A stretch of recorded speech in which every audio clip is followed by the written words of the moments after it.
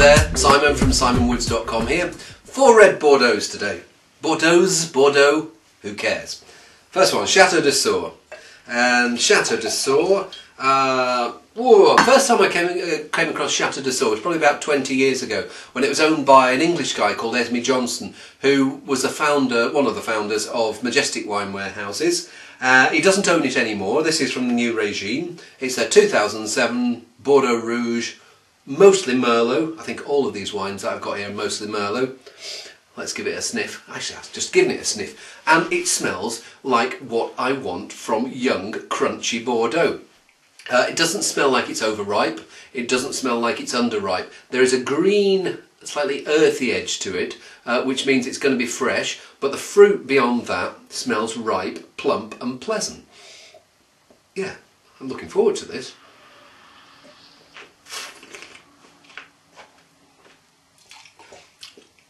Maybe a bit of vanilla in there, but it's this nice, friendly, juicy, slightly smoky edge of berry and blackcurrant that's really nice, friendly, forward wine. Don't bother keeping a wine like that. This wine is absolutely perfect for now. Yeah, it does exactly what I want to do. Rum seal Bordeaux. It does exactly what it says on the label. Next one's also from Chateau de Sour, but it's from a property that the owners bought in Saint-Emilion, and it's called Clos Cantenac. They bought it in, I think, January 2007. This is 2007 vintage. So by the time they came to pick the grapes, they'd have been in charge of the vineyard 8-9 months. So they wouldn't have had quite as much chance to put their full personality, put their full thumbprint on it as they would have liked. So it'll be interesting to see if in the next couple of years how subsequent vintages compare with this. But this is their first try. It says Grand Cru on the label. Basically, most Saint-Emilions say Grand Cru on the label. If they don't say Grand Cru, then I approach with caution. Two differences I smell compared with the Chateau de Sour. First of all, it's the fruit. It smells rounder and riper. I think there's more Merlot here. I think this is maybe the first one was like 60% Merlot. This is 90%. So you're getting a plusher, plummier, not a bolder flavour to it. More berries, more plums, maybe a bit less of the blackcurrant, but that green edge, it's still there. It's not quite as pronounced as in the first one. So it feels like a weightier wine. And the other difference I notice is more new oak. If you've got a louder wine, it needs a bit more restraining with new oak. So they've done that here. It feels like it's a wine that needs to uncoil a little bit further. So let's have a taste.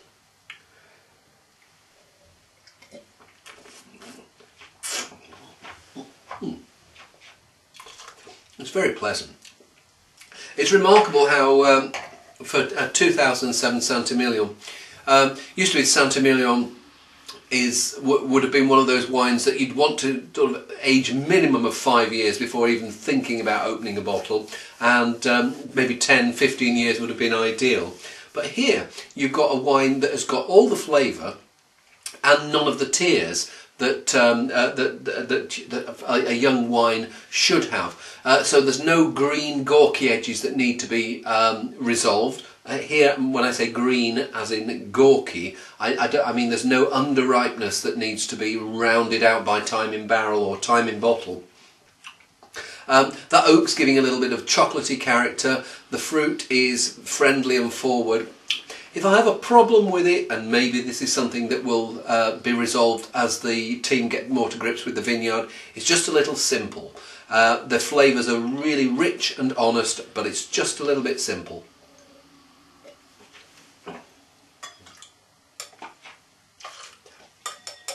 Yeah, good, but not great. Next wine, Chateau Prieuré Les Tours Graves.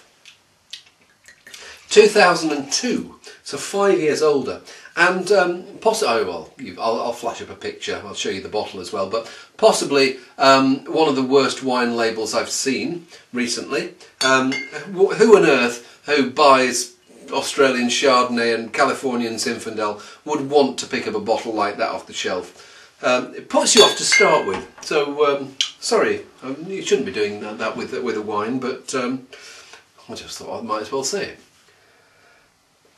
The wine the wine itself actually smells quite decent. It doesn't. It smells really mature. So it's 8 years old already. Well, 7.5 years old.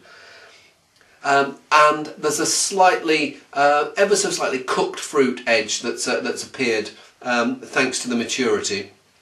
Bit of cedar, but it's this plummy, almost like cooked strawberry flavour rather than the black currant that you'd normally expect from Grape. I don't get anything really of the pencil shavings that some people get. Let's have a taste and see if there's anything like that there.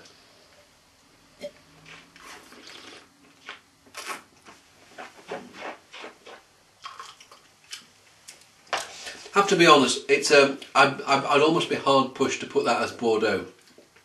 But it is quite nice as a gentle, mature wine. Honestly, if someone had given me that, I'd have said, is there something vaguely Eastern European there? There's this soft, rounded jamminess that reminds me of some Romanian Cabernets I've had. And I know that this is mostly Merlot, but yes, I've had that character in some mature Eastern European wines.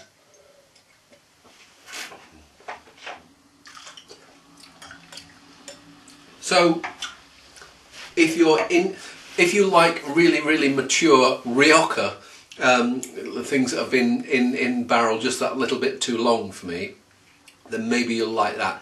Not so sure about that. It feels like it's a wine that's fading rather than one that's on the way up.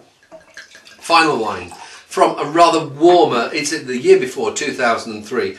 But 2003 was a baking hot vintage in much of winemaking Europe, and Bordeaux, the good Bordeaux's of 2003 tended to be from the cooler places. Blaye is on the what they call the right bank, and some of the Merlot-based wines of 2003 suffered because what happened is that the sugar levels shot up. But the structure around those flavours didn't really ripen at the same rate. It's almost like they sort of went, oh, it's too hot, I'm not doing anything today.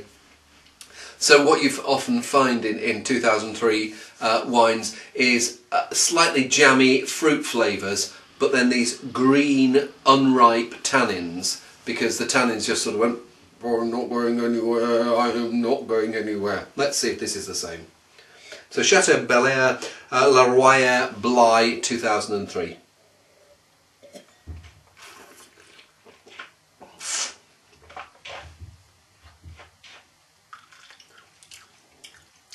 It's okay. There is an edge of what the Australians call dead grape, that feeling when they've tried to leave the fruit out that little bit earlier, that little bit longer on the vines, in order to ripen those tannins, but what's happened is the grape has actually sort of started to desiccate, dry out on the vine, so there's less juice, more skins, and the skins aren't quite as ripe as they should be. And the flavour I'm left with is a mixture of green and jam, so not great. And people would look at, some people would look at a wine like this and think, oh, that green flavour, it just needs a little bit more time for those tannins to resolve. But for me, the fruit has lost its vibrancy, and I don't think there's. I am fully prepared to be proved wrong, but it feels like the fruit is just fading, and I think maybe a wine like that should have been drunk a couple of years ago with something that would be able to cope with a firmer structure.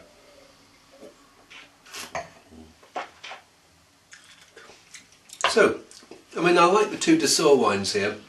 The next two, maybe not so much, but Bordeaux is big. Bordeaux has like 12,000 producers. We've only had wines from 3 of them today. Much more to explore in the region. See you soon.